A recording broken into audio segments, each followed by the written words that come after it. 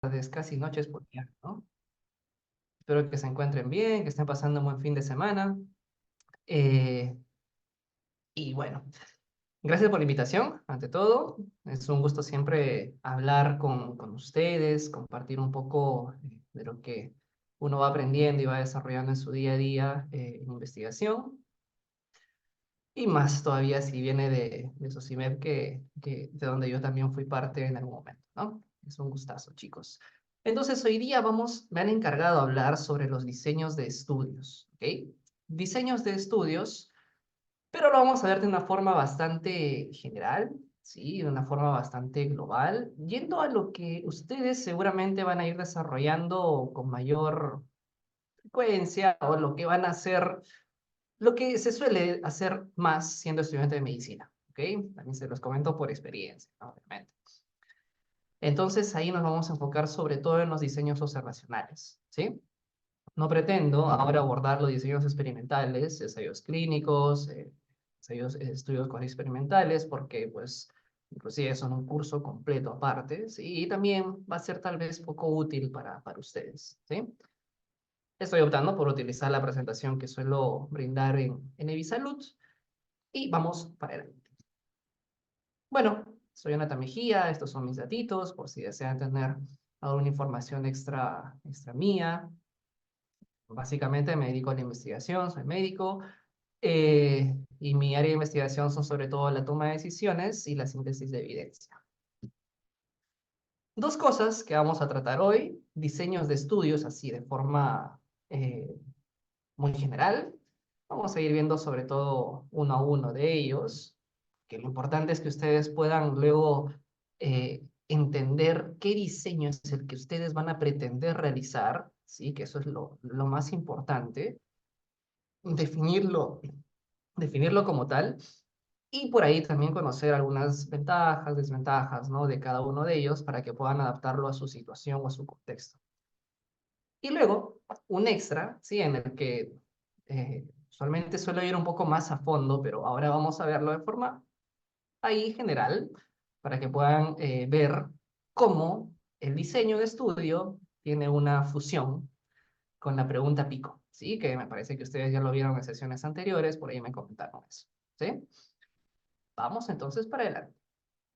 Al hablar de estudios biomédicos, vamos a enfocarlos así, de forma taxonómica, como menciono aquí arriba, en dos ramas, los estudios cuantitativos y los estudios cualitativos, ¿sí? Esto hablando de la taxonomía, ¿sí? De forma muy general, ¿sí? Muy arriba al momento de hablar de la clasificación de estos. Estudios cuantitativos y cualitativos. Lo cuantitativo va a ser aquella investigación que va a tratar de obtener resultados o datos que luego va a pretender generalizar hacia la población, ¿sí? Por eso es que se dice que tiene una perspectiva poblacional. ¿Cómo así? Imaginen, ustedes quieren estudiar, evaluar la asociación entre, no sé, ansiedad y obesidad, ¿sí? Ansiedad y obesidad en estudiantes de medicina de una universidad peruana.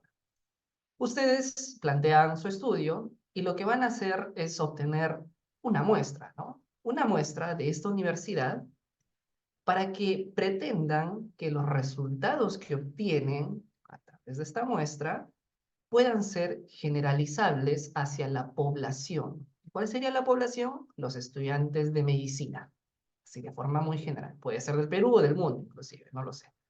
Entonces, lo que hace este enfoque cuantitativo es obtener este tipo de resultados para que luego, a través de un procedimiento llamado la inferencia estadística, se pueda decir que lo que ocurre en tu pequeña muestra, en esa chiquita muestra de, no sé, 150, 200 estudiantes de medicina, puede estar ocurriendo en toda la población de estudiantes de medicina, esos miles y miles, hablando de Perú, digamos, miles y miles de estudiantes de medicina que hay. ¿Ok? Esa es la perspectiva de un estudio cuantitativo. Pretende hacer inferencia. ¿Sí? Mientras que lo cualitativo lleva a un tema un poco más eh, abierto. ¿Sí? ¿Por qué? Porque con lo cualitativo se pretende entender un fenómeno. ¿sí? Entender un fenómeno. Tú observas algo que está ocurriendo y tú dices, ok, pero ¿por qué estará ocurriendo esto? Un estudio cualitativo busca responder estas dos preguntas. ¿Por qué y cómo está ocurriendo este problema o cómo puedo entender esta situación? Por ejemplo, podría ser, digamos que hay barreras en la implementación de un nuevo programa de tamizaje, digamos, de dengue, ¿sí? Y digamos que el gobierno está pensando hacer un nuevo programa de tamizaje de dengue, aplicarlo, y lo hace. Pero tú observas que el personal es el personal, el de campo, ¿no? El que realiza este programa de tamizaje en el día a día, no tiende a adherirse mucho a él, no tiende a sentirlo como algo muy factible de serse realizado. Entonces tú te preguntas, ¿por qué está ocurriendo esto? ¿Sí? Y tú vas hacia estas personas que realizan este nuevo programa de tamizaje para preguntarles y conversar con ellas. ¿Por qué cree usted que está ocurriendo esto? ¿Qué era antes? Y así. Tú vas recopilando las anécdotas o las cosas que te van contando y comentando cada una de ellas, y eso lo vas a plasmar en tus resultados de forma cualitativa. Es por eso que se dice que tiene una perspectiva individual, ¿sí? Lo que se suele hacer en lo cualitativo es lo que les comento. Entrevistas estructuradas, si se les llama metodológicamente, entrevistas estructuradas en donde tú tienes una guía de entrevista, vas hacia las personas que son de tu interés y comienzas a entrevistar, a conversar, siguiendo esta guía que tú has planificado previamente en tu protocolo, ¿sí? Recopilas todo lo que la persona te cuente, todo lo que te diga, todo lo que te cuente, lo grabas y luego, a partir de esas grabaciones, tú vas llevándolo pues a los resultados de tu estudio para luego emitir algún tipo de conclusiones. No solamente con personas así de forma individual, también se pueden hacer grupos focales, ¿sí? Que no solamente es con dos, tres personas, puede ser con varias personas, un grupo, ¿sí? Un grupo con el que se entabla la conversación sobre tu pregunta de investigación, sobre lo que tú estás queriendo indagar. Y lo que uno hace es motivarlos a que compartan sus experiencias, compartan eso que a ti te interesa y va recopilando todas las anécdotas, todas las experiencias que te van comentando para luego llevarlo a tu estudio. ¿Ok? De esa forma, lo cualitativo se suele decir que llega a formular hipótesis. ¿Sí? Es como un pasito para formular hipótesis que luego, digamos, de todas estas experiencias que recopilaste y que luego publicaste, tú dices, ok, ahora ya estoy listo y ya sé dónde puedo enfocarme para hacer un estudio cuantitativo, yendo al otro grupo de la taxonomía. ¿Ok? Es por eso que en lo cualitativo y lo cuantitativo se relaciona así, como vemos aquí en esta línea, ¿no? Lo cualitativo, entrevistas, observaciones, grupos focales, métodos participativos, y luego vas pasando a encuestas. Lo que les contaba en lo cualitativo son entrevistas abiertas, ¿eh? Son entrevistas abiertas en donde tú no les preguntas directamente para que alguien te responda sí o no, sino tú buscas que ellos te cuenten más al respecto, te digan más al respecto. Pero en lo cuantitativo tú sí terminas dando respuestas cerradas, ¿no? Como que sí, no, a qué categoría pertenece, y vas ahí estructurando en sí cada pregunta en tu encuesta, ¿ok? Yendo a lo cuantitativo, que es nuestro enfoque el día de hoy, porque lo cualitativo es todo otro tema también, como para un curso completo, ¿sí? Yendo a lo cuantitativo, vamos a poder hablar de dos grupos de estudios: los estudios primarios y los estudios secundarios, ¿sí? Los estudios primarios son aquellos que seguramente ustedes van a ir desarrollando y realizando a partir de este curso. Son aquellos que obtienen resultados de una muestra, ¿sí? Ustedes planifican su estudio y ustedes dicen, ok, mis participantes, la muestra, van a ser aquellos, como les decía del ejemplo anterior, ¿no? Estudiantes de medicina de una universidad. Obtengo los resultados y lo publico, ¿sí? Ese es un estudio primario. Porque se le dice primario porque tiene de unidad de análisis a un participante, a una persona, a una muestra en sí, ¿ok? A partir de ellos se obtienen los resultados y lo publicas. Mientras que los estudios secundarios ya no van a llegar a tener comunidad de análisis a esta muestra, a estas personas que son parte de tu estudio, ¿sí? A estos participantes, sino van a tener comunidad de análisis a los estudios, a los artículos. Dentro de ellos tenemos a las revisiones sistemáticas, los scoping reviews, los umbrella reviews, estudios bibliométricos, entre otros. ¿Ok?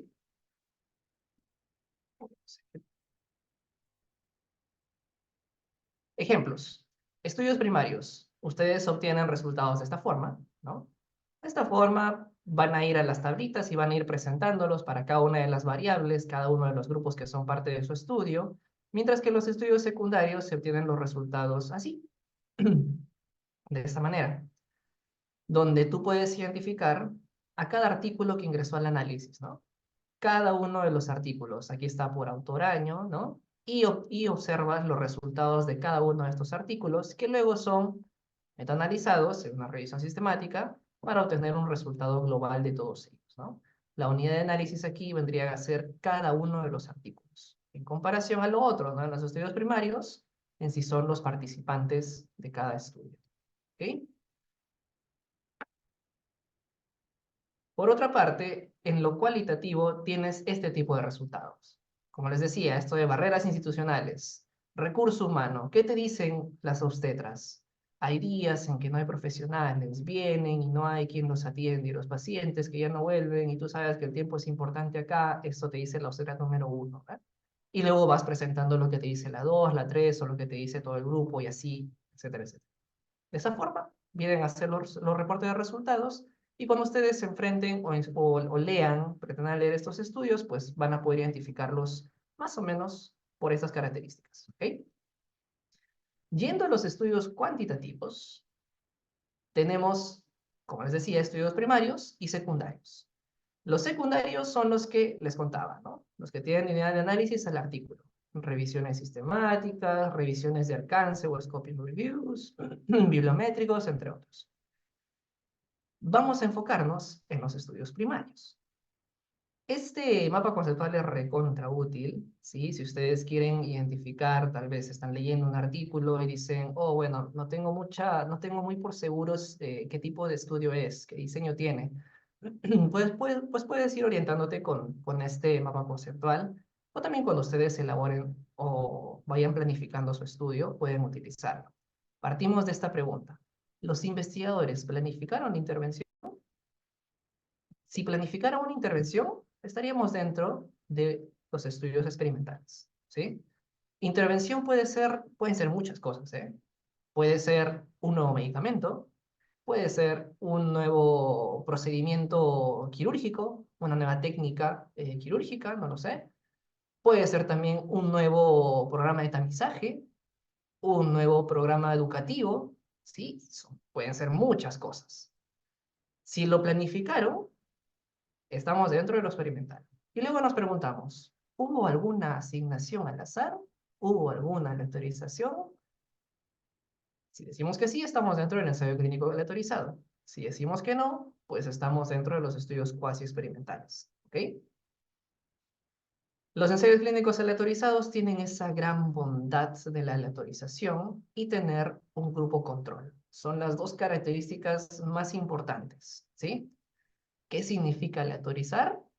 Significa que cada persona que ingresa a ser parte de tu estudio tiene la misma posibilidad, la misma probabilidad de formar parte del grupo intervención o del grupo control.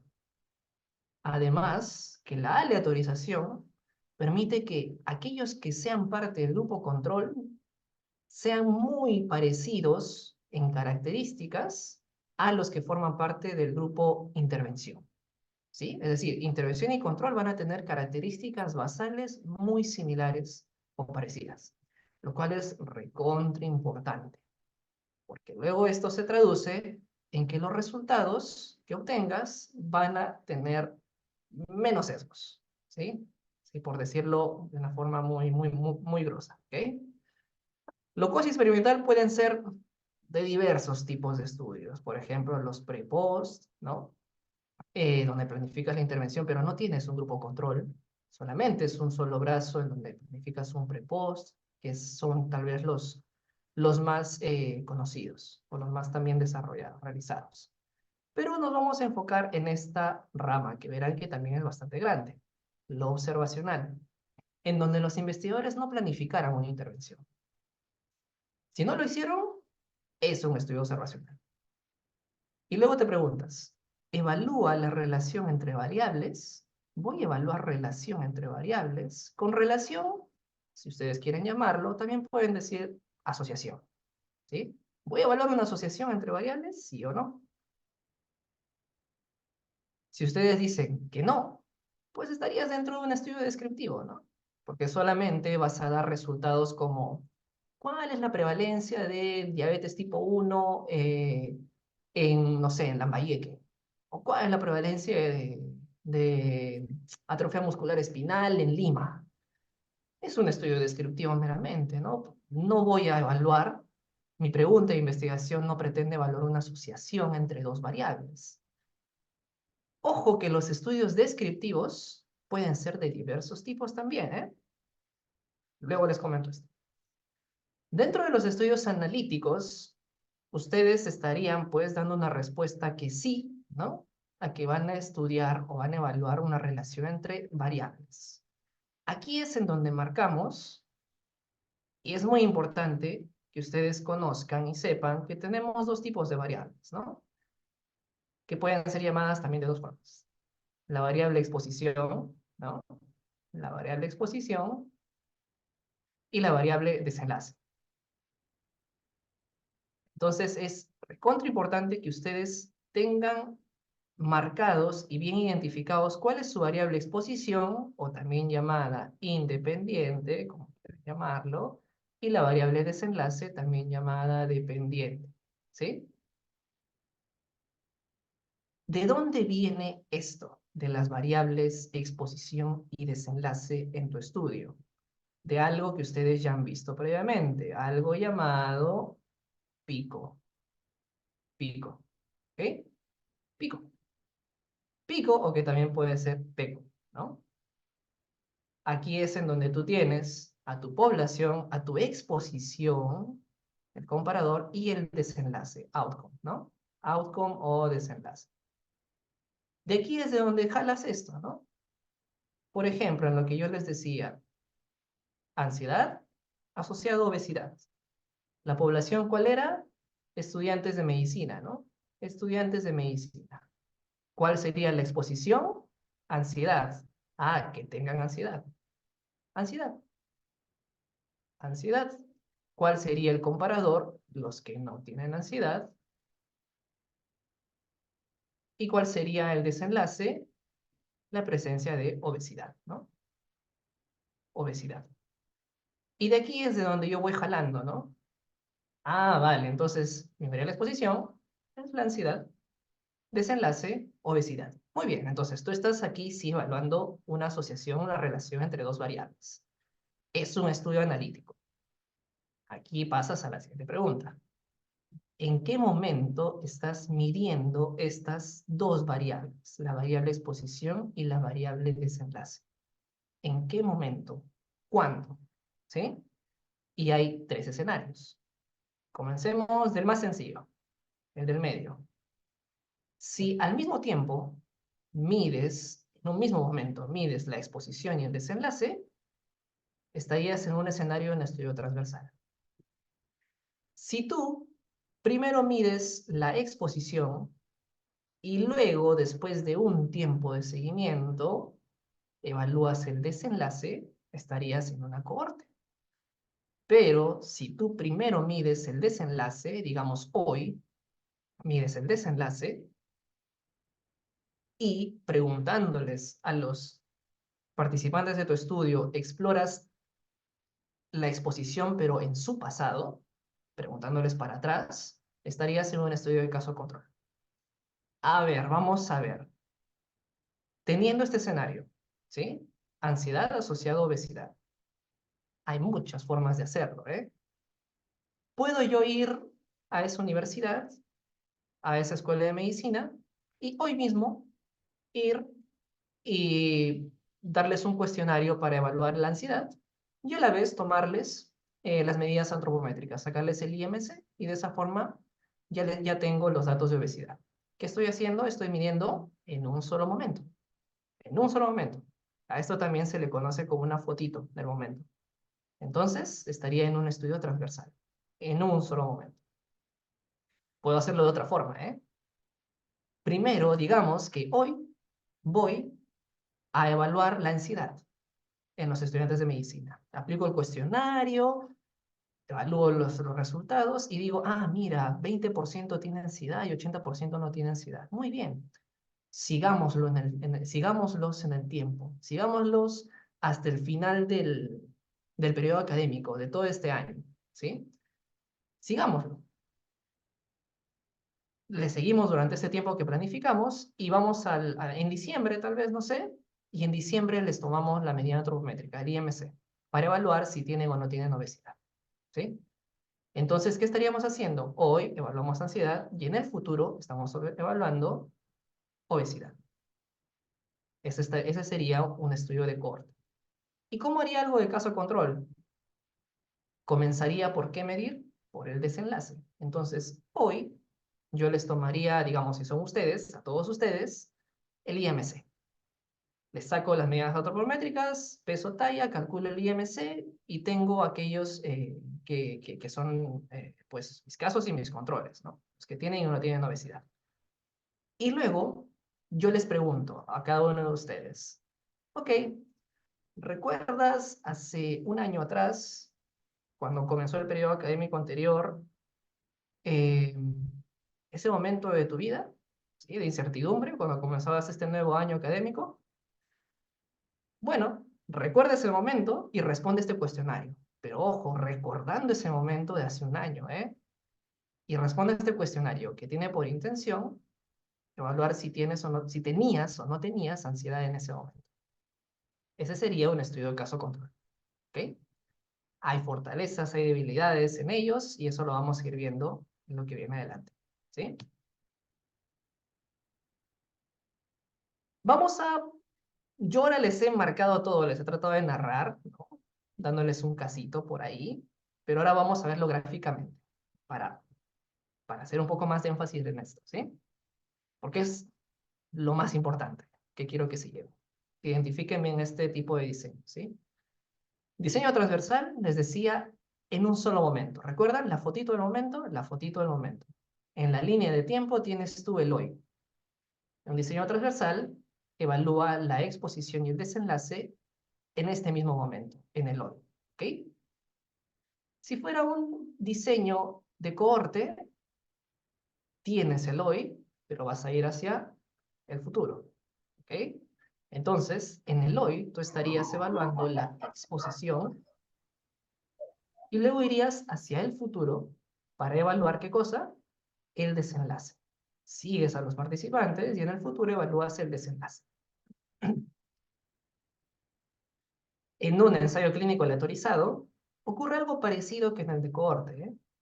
Solo que ya no vas a hablar de una exposición, sino de una intervención. Una intervención que tú aplicas en el hoy, pero ojo, no vas a tener dos grupos aleatorizados, por eso el ladito, ¿no?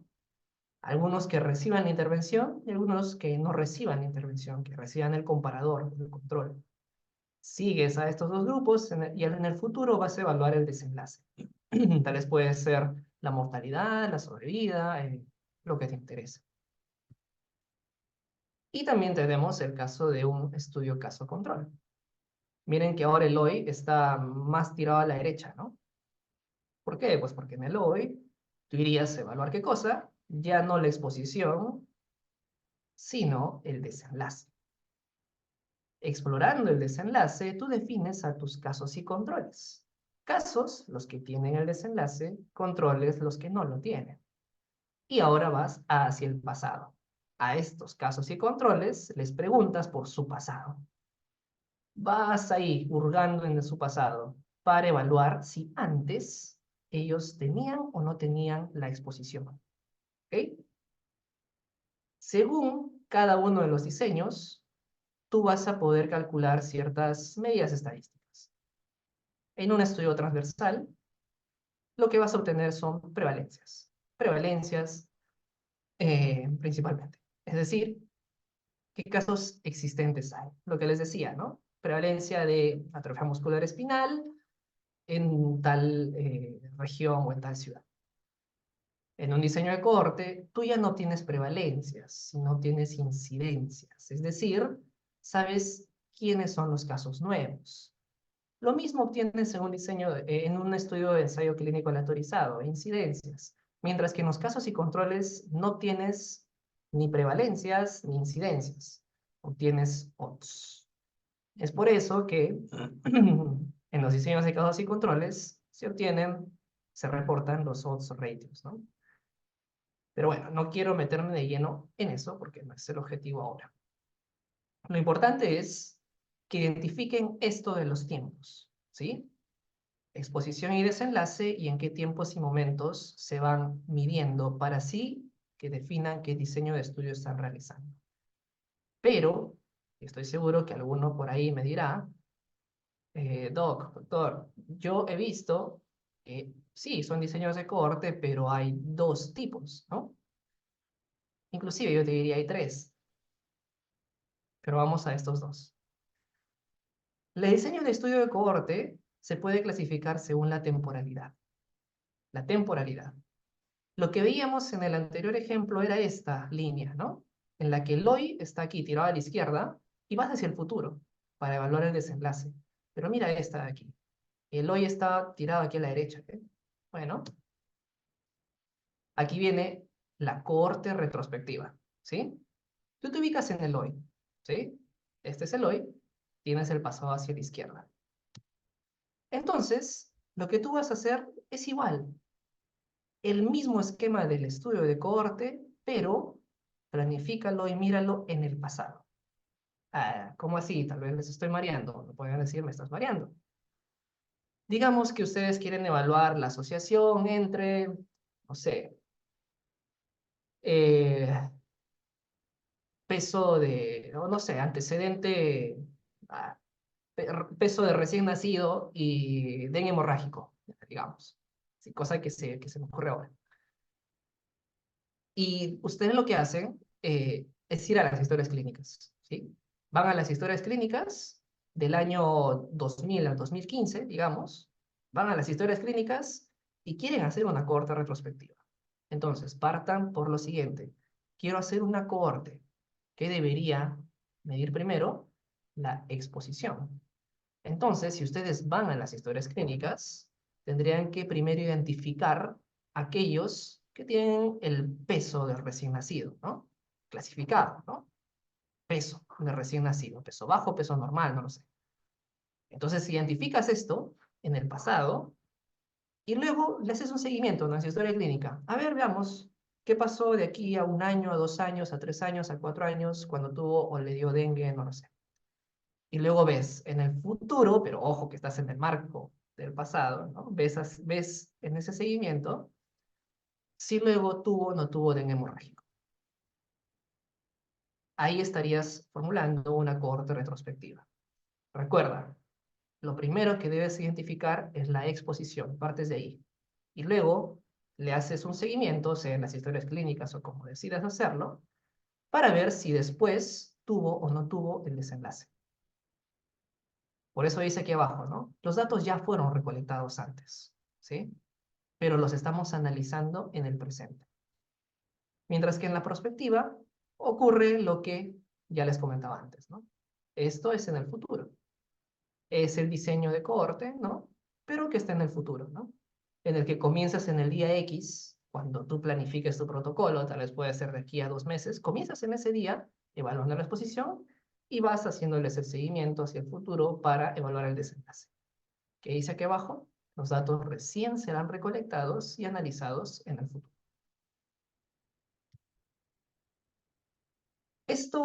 Este gráfico también ayuda a ver la temporalidad, ¿sí? De los diferentes diseños de estudios. Y como ven, miren, pasado, presente, futuro. En el presente, transversal. Presente, futuro, la cohorte prospectiva, ¿no? Porque comienzas hoy y luego te vas hacia el futuro. Mientras que aquel que va del pasado al presente es la cohorte retrospectiva, porque lo estás haciendo en el pasado, pero lo estás analizando al presente. Pero también puede haber una cohorte ambispectiva, que tú comiences en el pasado a ver la exposición, ¿no? Evalúas en su historia clínica, pasas por el presente, los contactas, los encuestas, no sé, mides las variables que quieras medir y le sigues haciendo el seguimiento hacia el futuro. ¿Qué pasa en el caso control? En el presente evalúas el desenlace, ¿no? Recuerden, y vas hacia el pasado para ver si tuvo o no tuvo la exposición, y el ensayo clínico va hacia el futuro. Esto ayuda para que puedan ustedes ir viendo la temporalidad. Bueno, veamos un ejemplo, ¿sí? Un ejemplo ya aquí, graficado. El caso de fumar y el cáncer pulmonar. ¿Sí? Esto, obviamente, todos sabemos la respuesta, ¿no? Pero pongámonos en el caso de, no sé, cuando comenzaron los estudios, cuando recién apareció el tabaco, se empezó a fumar y todo eso, y por ahí alguien observó y dijo, oh, me parece que aquellos que fuman tienen más prevalencias o incidencias de cáncer de pulmón, ¿eh? ¿Será que el fumar esté asociado a esto? Pongámonos en ese punto, ¿sí? Entonces ahí yo puedo planificar un diseño transversal primero. Y podría hacerme la siguiente pregunta. En adultos peruanos, ¿cuál será la prevalencia de cáncer pulmonar? Podría decir, ¿no? ¿Cuál será la prevalencia de cáncer pulmonar? Con esta pregunta yo diría, sí, es un diseño transversal, quiero únicamente ver prevalencias, voy en el hoy, ¿qué iría a evaluar en el hoy? El cáncer pulmonar, ¿no? La prevalencia de cáncer pulmonar. Entonces, claramente estaríamos en un diseño transversal. Pero también, digamos que identificamos que hay una mayor prevalencia de cáncer pulmonar. Ok, y hacemos otro estudio y decimos, bueno, y ahora quiero ver la prevalencia de fumar. Ah, mira, fue de tanto y tanto por ciento. Ah, interesante, es alta, tal vez, justo es alta en los lugares en donde hay más cáncer pulmonar. Ok, entonces puedo hacer otro diseño de estudio, una cohorte tal vez. Y puedo formular esta pregunta. En adultos peruanos, ¿fumar será un factor de riesgo para el desarrollo de cáncer pulmonar? ¿Cómo formularía mi diseño de cohorte? Bueno, en el hoy comenzaría con fumar, que sería la variable exposición, ¿no?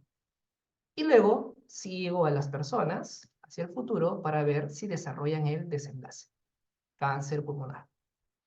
Veo luego quienes tienen y quienes no tienen cáncer pulmonar, ¿no? Ok, entonces yo aquí ya vi, ya identifiqué, hice un estudio muy bueno, de muy buena calidad metodológica, y sí, fumar es un factor de riesgo para cáncer pulmonar. Ok, ya, otros hicieron lo mismo, reportaron lo mismo, pero ahora tú dices, bueno, ahora yo quisiera ver alguna forma de disminuir, ¿no? Este problema, de ayudar en que esto pueda ser reducido. Entonces planifico un ECA, un ensayo clínico aleatorizado, con la siguiente pregunta. En adultos peruanos, ¿cuál será el efecto de brindar información sobre los peligros de fumar sobre el cáncer pulmonar? Bueno, y ahí tendría, ¿no? Una intervención, que sería brindar esta información o programas educativos, tal vez, no sé, sobre el cáncer pulmonar, ¿no?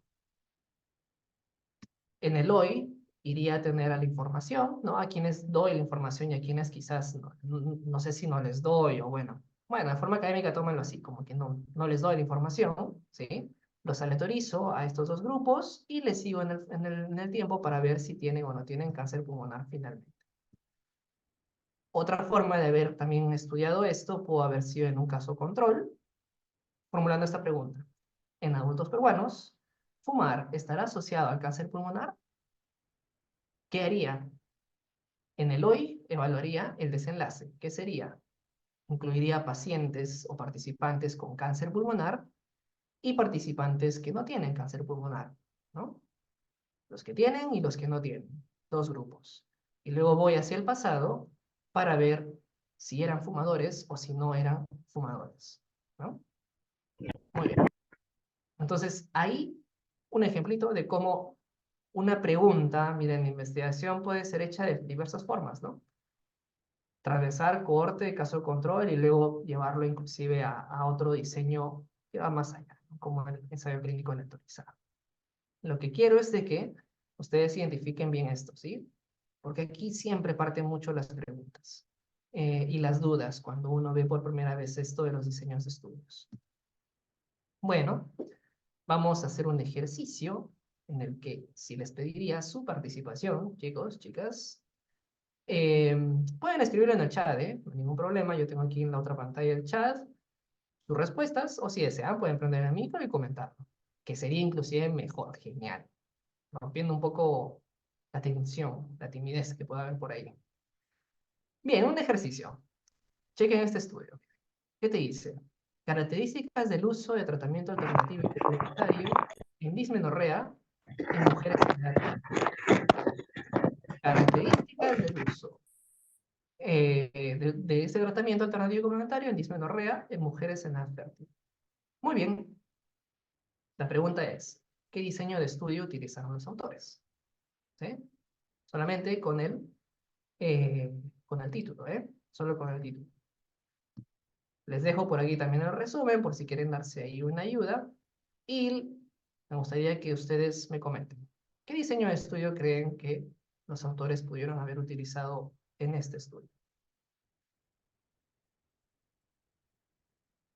Pueden escribirlo, pueden comentarlo.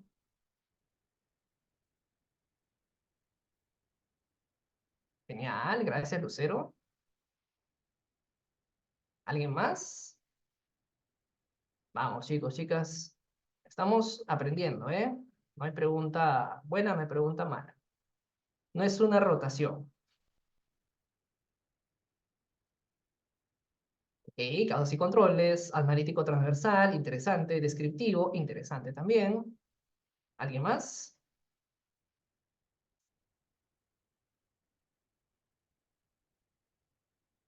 Observacional descriptivo, por ahí alguien. Interesante. Caso control. Caso y control. Ok, bien, vamos a ver, ¿sí? Cohorte. Lo cierto es que, bueno, sí, ¿no? Viendo un título uno puede decir que se puede hacer de diferentes formas, ¿no? Pero vamos a por ahí lo que uno puede deducir que pueda ser lo más cercano, ¿sí? Características del uso de tratamiento alternativo y complementario en dismenorrea en mujeres en edad fértil. Primero comencemos con identificar a la población. ¿Cuál sería la población, chicos? ¿Lo pueden escribir?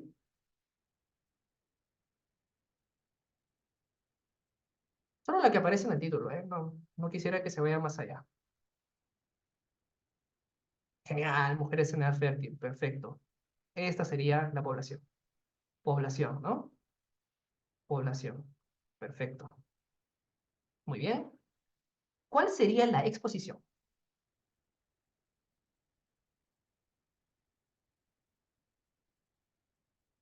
Que bueno, ahí ya les di un alcance, ¿no? Es un estudio observacional. ¿Cuál sería la exposición con este título?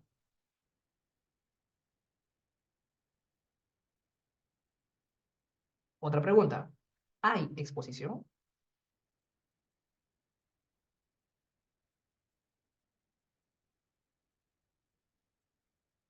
¿Hay exposición? ¿Sí o no? Interesante, me dicen tratamiento alternativo.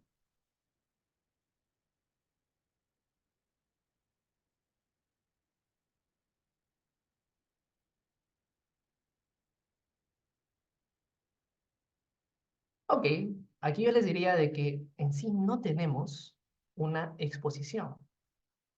No hay una exposición. ¿Hay comparador? Pues no hay. Si no hay exposición, no hay comparador. ¿Hay desenlace? Sí hay desenlace. ¿Y cuál es el desenlace? Esto. Características de este uso. de tratamiento alternativo y complementario, que vendría a ser la O, el outcome. Me podrían decir, ¿no?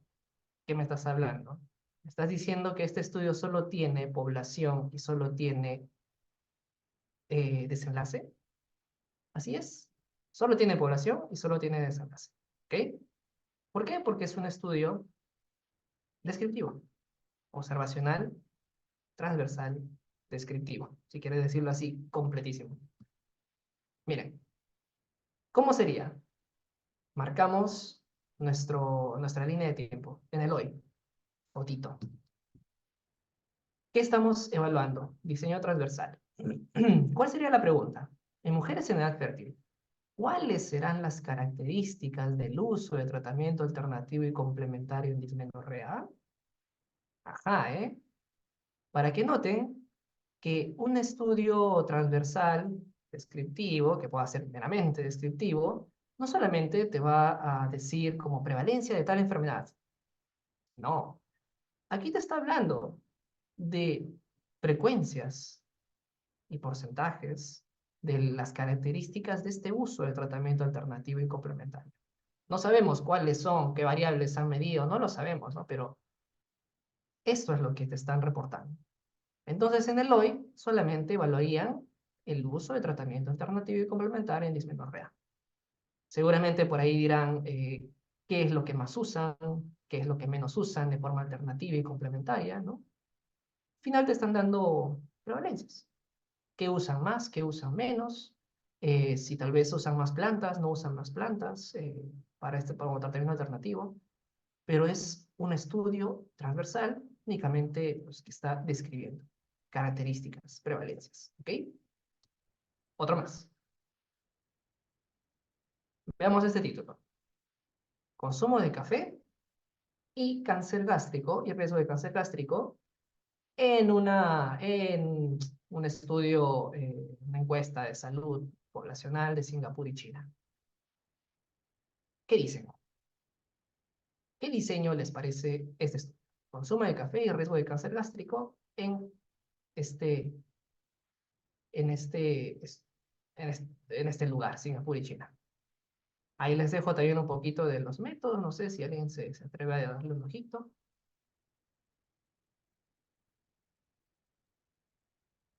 ¿Qué diseño tendría, chicos, chicas? ¿Qué creen ustedes?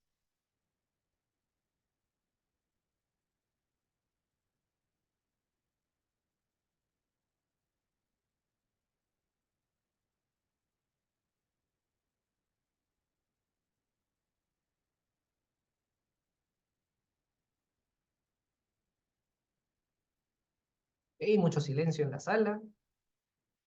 Interesante, interesante, interesantes respuestas.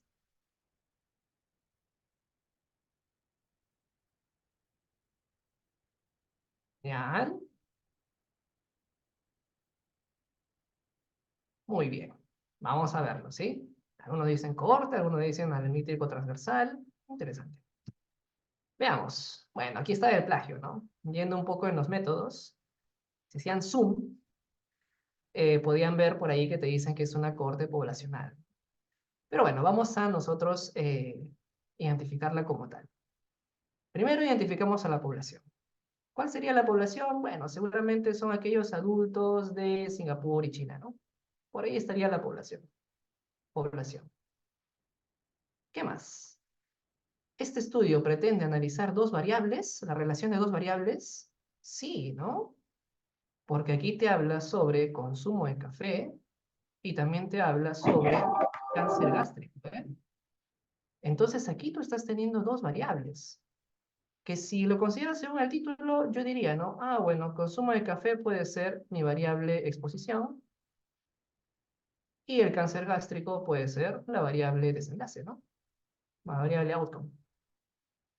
Entonces, sí, aquí sí están respondiendo a esta pregunta, ¿no? De lo observacional. ¿Quiere estudiar relación de variables? Sí. Ok. Ahora el tema es, ¿qué diseño es el que han utilizado? ¿Cómo será la temporalidad, no?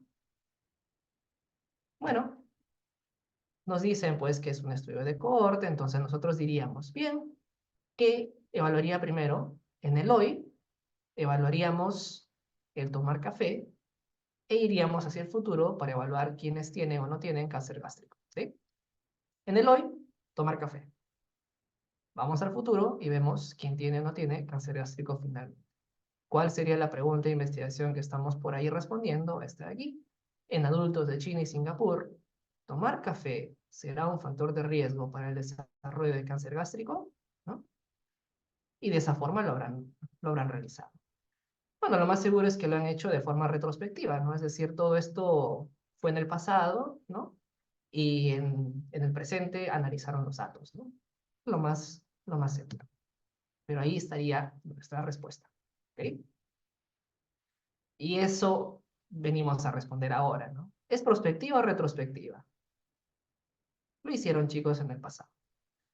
Formularon la cohorte con datos que ya habían sido recolectados y los analizaron en el presente, ¿no? Vieron los pacientes que tenían consumo de café y según eso veían el cáncer gástrico. Y eso nos lo dicen, bueno, por ahí en los métodos, ¿no? Que los datos eran del 93, el 98 y los analizaron en el presente. Bien, hasta ahí los ejercicios. Y pues, sobre todo para que puedan ir identificando esto de la temporalidad y en qué momentos se deben de ir midiendo las variables. Cuando ustedes planifiquen sus estudios, comiencen por ahí, ¿no? Obviamente, ustedes comienzan por la pregunta de investigación. Tienen su pico o su peco, o su PO, ¿no? Si es un estudio descriptivo, PO, y a partir de eso, ustedes formulan una pregunta, formulan un objetivo, formulan una hipótesis, ¿sí? Y de ahí viene el que formulen el diseño de estudio. Todo está ahí conectado, chicos, ¿eh? Pregunta, objetivo, hipótesis, diseño, es un cuadrado vicioso que va de uno a otro relacionado siempre, ¿ok? Entonces partan de ahí. ¿Cómo lo van a hacer? Pero obvio, cuando ustedes quieran hacer cualquiera de estos diseños de estudios, tienen que evaluar si se les va a hacer factible o no factible, ¿no? Y también si podría ser aplicable o no a su contexto. Veamos. Estudios transversales por aquí, casos y controles por aquí, cohortes por aquí. Muy bien. Hay cosas buenas y malas de cada uno de ellos. Este cuadrito es un súper resumen de todo eso. Quiero que se lo puedan llevar. ¿Recuerdan que hablábamos siempre de temporalidad? ¿No? ¿Recuerdan que los estudios de cohorte teníamos esto? Voy a anotarlo por aquí, ¿sí? Que, bueno, volvamos al mismo de antes. Ah, ansiedad o ansiedad. Ansiedad asociado ¿a qué? A obesidad. ¿Sí? Si hacemos un estudio de cohorte, esto queda lindo, ¿no? Queda lindo porque tú primero mides o evalúas la ansiedad hoy y vas hacia el futuro para ver si tienen o no tienen obesidad, ¿no? En el mañana. Queda lindo porque tú garantizas que primero ocurre la ansiedad y después va a ocurrir la obesidad. Estás garantizando esto. Hay una relación temporal, ¿sí? Algo de lo que carecen los estudios transversales. No hay temporalidad. ¿Por qué? Porque en el transversal tú estás evaluando esto, ¿no? Estás evaluando esto, pero ojo que lo estás evaluando hoy. Hoy estás evaluando si tiene ansiedad, si no tiene ansiedad, y si tiene o no tiene obesidad. Hoy. Pero aquí quedaría algo en tela de juicio. ¿Qué tal si primero ocurrió la obesidad y luego ocurrió la ansiedad? A eso me refiero a que no está habiendo, tú no estás garantizando esta linda temporalidad de arriba, que primero ocurra la exposición y luego el desenlace. En un estudio transversal tienes el riesgo de que haya ocurrido primero el desenlace y después haya ocurrido la exposición. Y esto pues te bajaría un montón tu estudio, ¿no? Esta es una gran limitación de los estudios transversales. No hay temporalidad, ¿sí? A esto se le llama causalidad inversa. O sea, lo que tú quieres ver es esta asociación, ¿no? Pero está ocurriendo, tal vez ocurrió lo contrario. Tú no lo puedes garantizar, ni lo sabes ni lo sabrás, ¿sí? Es una limitación. Y la otra es la confusión. La confusión también es un tema muy grande, sí, muy grande, pero en general es que, digamos que ansiedad, obesidad, tenemos esta asociación, ¿no? De dos variables, genial, pero no tenemos que tapar el sol con un dedo, ¿no? Porque probablemente el sexo, sí, varón-mujer, también tenga cierta asociación con la ansiedad. Tal vez los varones tienen más ansiedad o tal vez las mujeres tienen más ansiedad y ya está reportado, ya está estudiado quizás, ¿no? Ya lo sabemos. Ah, ok, el sexo tiene una asociación con la ansiedad. Digamos que sí, ya lo tiene. Y, ojo, mira, también encontré estudios que dicen que el sexo también está asociado con la obesidad. Es decir, tal vez los varones tienen mayor prevalencia de obesidad o mayor riesgo de obesidad, pero sí está reportada esta asociación. Ok. Entonces, en el caso de que ocurra que una variable está asociada tanto a la variable exposición como a la variable desenlace, vamos a hablar de la confusión. ¿Ok? Confusión. Esta variable sería una confusora. Porque si tú quieres evaluar esta asociación de ansiedad asociado a obesidad, de forma cruda, así, ansiedad asociada a obesidad, no podrías terminar de dar una conclusión fehaciente. Tendrías que ajustarlo por el sexo. O sea, el sexo también debería de estar ahí medido. Entonces, aquí hay una variable, pero ¿hay más? Sí, probablemente haya más. Tal vez también el nivel socioeconómico, ¿no?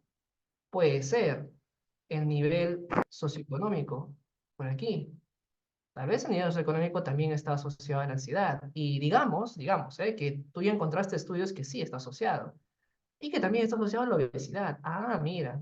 Entonces yo también, para dar una conclusión sobre esto, sobre esta asociación, debería también de ajustar esos resultados por el nivel socioeconómico. Y así pueden haber más variables, ¿no? ¿Cómo identificas estas variables? Revisando la literatura, ¿no? Revisando la literatura, variables que antes ya se han reportado como asociadas o que de forma biológica se sepa que plausible, ¿no? De que pueden ser confusoras, ¿sí? De esa forma las identificas. Tú lo que puedes hacer en tu estudio transversal es incluirlas en tu modelo, en tu regresión, ¿sí? Cuando ya hagan todos esos temas más adelante, para que puedas decir lo que yo les comentaba. Ansiedad asociada a obesidad, ajustado por las otras variables, sí, salió asociado, continuó siendo asociada. Y mi resultado fue ajustado por confusoras. Genial. Pero en los estudios observacionales, y esto ocurre en todos, ¿sí? Van a haber variables confusoras que tú no vas a poder medir, o que inclusive tú vas a desconocer. Tú no las vas a conocer, no vas a saber cuáles son, no siempre vas a saberlo todo.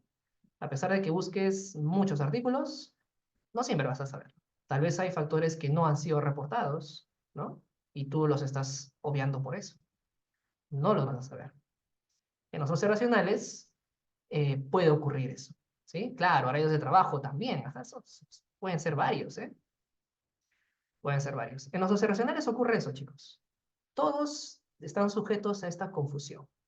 Siempre están sujetos a una confusión residual. ¿Qué diseño de estudio supera esta gran limitación de la confusión? Los ensayos clínicos aleatorizados, ¿sí? Los ensayos clínicos aleatorizados, por el tema de la aleatorización y el grupo control, superan esto de la confusión. Por eso están arriba, ¿no? En la jerarquía de la pirámide de la evidencia. Porque hasta por los factores que tú no conoces, se está, se está balanceando al inicio de entrar al estudio. ¿Ok? Entonces, esa limitación tienen todos, no solamente los estudios observacionales, perdón, los transversales, lo tienen todos. Es común entre todos ellos.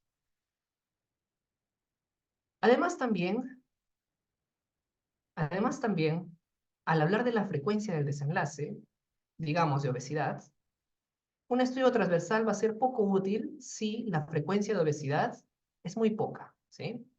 Bueno, en este caso no aplica, ¿no? Porque la obesidad, Perú, hay bastante obesidad, ¿no? No sé si 70%, no sé, o 80, creo, no sé en cuánto estábamos, 65 y picos. Eh, Hay bastante obesidad. Entonces aquí sí podríamos utilizar este diseño de estudio, ¿no? Porque vas a poder encontrar un buen número de personas que tienen obesidad. Pero imagínate que este desenlace sea el de una enfermedad rara, una enfermedad huérfana, no sé, mucormicosis, atrofia muscular espinal de tipo 3 o de tipo 2, ELA, no lo sé, imagínate. Ahí es en donde lo transversal va a tener una dificultad, ¿sí? No va a ser muy útil para los desenlaces poco frecuentes, ¿sí?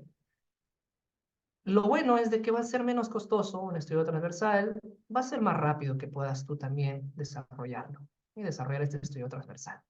En el caso de los casos y controles, estos diseños hay que tener mucho cuidado al momento de que los hagamos, ¿sí? Demasiado cuidado, extremo cuidado. Tal vez son los más difíciles de poder diseñar. Se requiere expertise metodológica, es lo cierto, porque todo parte de dar una definición adecuada de casos y controles. Todo parte de eso. Y también de dónde vas a tú incluir en tu estudio a aquellos que son casos y que son controles. Por ejemplo, digamos que tú estás evaluando depresión asociado a, no sé, ya bueno, algo loco, ¿sí? Depresión asociado a cáncer de estómago, ¿sí? A cáncer gástrico. Y planificas un caso control. Entonces, ¿tú comienzas con qué? Con identificar a tus casos y controles, los que tienen el desenlace, ¿no? Lo hemos dicho muchas veces. Tú dices, bien, voy a identificar a los pacientes que tienen cáncer gástrico. ¿Dónde lo vas a identificar? Es la pregunta. Bueno, voy a ir al INEM, al Neoplásica. Ok, los identificas de ahí.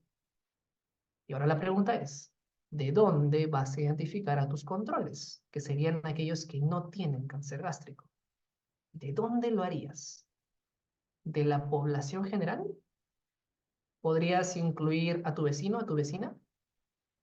¿Podrías incluir a los pacientes que no tienen cáncer gástrico que también van al INEM? Pero ojo que ahí hay mucha carga de cáncer, tal vez tienen otros cánceres. ¿Los incluirías igual? ¿Podrías incluir a aquellos que son de otro hospital, no oncológico? Y ahí vienen las dificultades. ¿Cómo vas a seleccionar a tus casos y controles? Es re difícil, ¿sí? Tengan cuidado si ustedes piensan hacer un caso control. Por lo general, no se recomienda mucho hacerlo, ¿sí? A menos que tengan una asesoría metodológica por ahí detrás. O, o por transversales o por estudios de cohorte. Los cohortes idealmente, porque tienen menos sesgos. Los casos y controles también tienen otra dificultad. También incurren en esto de la causalidad inversa, ¿sí? ¿Por qué? Pues porque si tú estás evaluando ansiedad asociada a obesidad otra vez, ¿no? Puede ocurrir esto también. Tú lo que estás evaluando en el hoy es la obesidad, ¿no? Y estás preguntándole para el pasado sobre si tuvo o no tuvo ansiedad. Eh, de esa forma tú quieres saber que esta relación causal, ¿no? De ansiedad o de asociación asociada con obesidad tenga esta temporalidad, ¿no? Pero pudo haber ocurrido lo contrario. Los casos y controles también tienen este tema con la temporalidad. También tienen esa dificultad. Y además también tienen otro sesgo llamado el sesgo de memoria, sesgo del recuerdo. ¿Por qué? Porque tú les estás preguntando a las personas por su pasado. O sea, no te van a dar un dato preciso sobre su pasado porque vas a confiar en lo que se recuerda. Eso es una limitación que siempre va a ocurrir en un caso control, un sesgo de memoria, un sesgo de recuerdo. ¿Sí? Para lo que sí va a ser útil es cuando tú quieres evaluar desenlaces poco frecuentes, es decir, enfermedades raras. Ahí sí, Sí, puede ser útil. ¿Por qué? Porque, digamos, mucormicosis, una infección micótica agresiva, muy mala, muy brava. Tú identificas tus casos, aquellos pacientes que tienen mucormicosis, que solo son, no sé, ponte 4 o 5 en un año. Bueno, incluyes a 4 o 5 en 5 años, así tienes 20 o 30. Bien, ok. Y seleccionas controles, aquellos que no tienen mucormicosis, sea de donde sea que tú has visto seleccionarlos. Bueno, ya tienes, ¿no? Ya tienes estos dos grupos de pacientes. Tienes 5 o 10 pacientes con mucormicosis y los otros también sin mucormicosis, ¿no? Una enfermedad rara. Entonces ahí podrías tú tentar hacer tu estudio de caso control, claro, dependiendo de si llegas a tu muestra y todo, ¿no? En enfermedades raras puede ser útil, son útiles. Son menos costosos, pueden ser más rápidos de ser realizados también. Y en la parte de los estudios de cohorte, les decía que procuren hacer este diseño de estudios, ya que son más completos, van a ser un tanto más precisos, no va a haber este problema con la temporalidad, ¿sí? No vamos a tener esto porque estamos evaluando primero la exposición y luego el desenlace, estamos garantizando esa temporalidad. Lo malo es que va a ser poco útil en desenlaces poco frecuentes. O sea, en enfermedades raras también no va a ser muy útil, porque te vas a demorar mucho, ¿no? Si quizás hoy día tú quieres evaluar, no sé, lugar de residencia, urbano, rural, asociado o como factor de riesgo para mucormicosis, tendrías que esperar que estas personas que viven en un lugar urbano y en un rural desarrollen mucormicosis. Pero tú sabes que son muy poquitas las que van a hacerlo. Entonces, ¿cuánto tiempo de seguimiento vas a invertir en eso? Uf, un montón de tiempo. Tal vez ni llegues a terminar tu estudio. Entonces, es por eso que son poco útiles para desenlaces poco frecuentes. Por el tema de los seguimientos, pueden ser más costosos, es más prolongado, ¿no? En cuanto al tiempo. Ojo también que los estudios de corte, y eso siempre me preguntan, ¿no? ¿Cuánto tiempo como mínimo tiene que tener de seguimiento para decir que es un estudio de corte? La respuesta, y como mucho en EPI, es depende. Depende. Si tú estás evaluando, estudiando en una enfermedad oncológica en la que tienes que ver mortalidad a los 5 o 10 años, pues ahí tienes tu respuesta. 5 o 10 años será lo pertinente, dependiendo de tu patología, del contexto que estás teniendo. Pero si tú quieres evaluar, no sé, en recién nacidos, ictericia neonatal, por, no sé, la lactancia materna, ¿sí? Con ictericia neonatal, pues podrías optar por hacer un seguimiento de días únicamente. De días o semanas o hasta tal vez horas, dependiendo cuánto tiempo estás planificando y tenga sentido hacerlo. Y sí, estás haciendo una corte, pero el tema es de que tenga sentido, que primero evalúes la exposición, es decir, si brindan bien o mal la lactancia materna en el recién nacido, y luego el desenlace, si tienen o no tienen ictericia neonatal, ¿no? Entonces, ahí en los estudios de cohorte hay que echarles un ojito. Y bueno, debajo tenemos las medidas de asociación que pueden ser reportadas en cada una de ellas, ¿no? Que ahora no es el objetivo en sí, poder irnos de lleno en eso. ¿Ok? Bueno, mensaje aquí. Siempre chequen limitaciones de cada uno de los estudios, pros y contras. Recuerden que los grados y controles es irse una aventura intrincada por ahí. Y en los cohortes sería lo ideal, entre comillas, ¿no? Bueno, pero ¿por qué me hablabas mucho de la pregunta de investigación, Miguel, ¿no? ¿Por qué me hablabas mucho de la pregunta de investigación? Bueno, es ahí en donde hacemos la fusión entre la pico y los diseños. Rapidito se los menciono, ¿sí? Existen diversos tipos de preguntas de investigación. Englobémoslos en estas tres. Preguntas descriptivas, aquellas que pretenden responder a prevalencias, ¿no? Frecuencias, porcentajes, medias, no sé. Y también las preguntas de causa-efecto o de asociación. Causa-efecto serían aquellas que vienen en ensayos clínicos aleatorizados, donde sí vas a evaluar causalidad. o donde te vas a acercar más a la causalidad, y la asociación, que son los observacionales, estos analíticos, ¿no? Y por otra parte, otros tipos de preguntas, ¿sí? Que ahora no quiero marearlos mucho con eso. Entonces ahí haces fusión. Haces fusión con tus diseños de estudios. ¿Para qué? Para que tú de esta forma puedas plantear tus preguntas de investigación de la siguiente manera. Si es una pregunta descriptiva, solamente utiliza la población y el desenlace. ¿Recuerdan lo que vimos de esa pregunta descriptiva de características del uso del tratamiento alternativo? Población eran las mujeres en edad fértil y el desenlace, uso de tratamiento alternativo. Características, ¿no? Simple.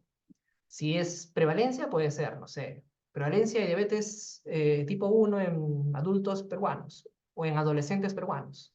La población serían adolescentes peruanos y el desenlace, prevalencia de diabetes tipo 1. Punto. No tienes exposición, no tienes comparador. En el caso de un ensayo clínico aleatorizado, ahí sí tienes una pico completa. Población, intervención, comparador, desenlace. Por ejemplo, uso de ivermectina en adultos con COVID-19, digamos. Población serían los adultos, ¿no? Intervención, ivermectina. Comparador, los que no usan ivermectina. Y el desenlace, mortalidad, digamos. ¿Sí? Mortalidad. Ahí tendrías una intervención como tal, ¿no? Intervención y comparador. Bueno, el comparador serían los que no usan ivermectina o los que usan el placebo o usan tratamiento para los síntomas únicamente, quizás. Y en un observacional, que ha sido lo que hemos estado viendo ahora, teníamos a la PECO, donde la I reemplazamos por la exposición, ¿no? ¿Cómo era? Ansiedad asociada a obesidad, ¿no?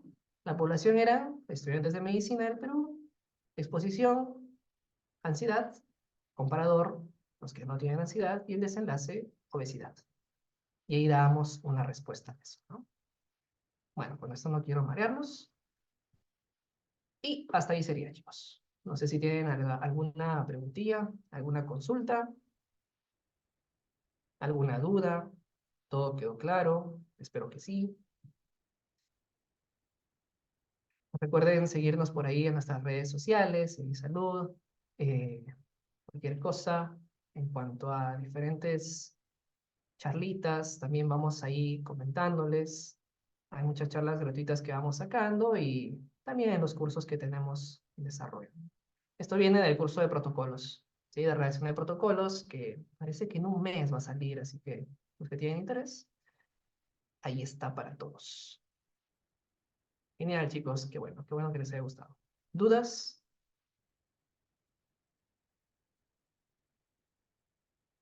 Bien, entonces, a practicar. Cuando lean estudios, traten de ir identificando así con estos temas de la temporalidad, ¿no? Ubiquen siempre el hoy, el mañana, el futuro, ¿no? Vayan identificando qué diseños tienen los estudios y así vayan practicando. Sobre todo es practicar. Y cuando formulen sus estudios, igual, vayan haciéndolo de esa forma. Listo, chicos. Me parece que ahí cerraríamos, Giselle. Sí, doctor, muchas gracias por la ponencia, estaba muy guay, muy buena. Y también agradecemos a nombre del comité organizador del curso nacional por la predisposición brindada. Esperamos contar con su presencia para futuras actividades. Muchas gracias, doctor. Uy, no se le escucha, creo que el audio se fue. Sí, genial, chicos. Sí, cuenten conmigo, ¿eh? Siempre voy a ir escarbando horas en la agenda para compartir con ustedes. Gracias. Cuídense mucho.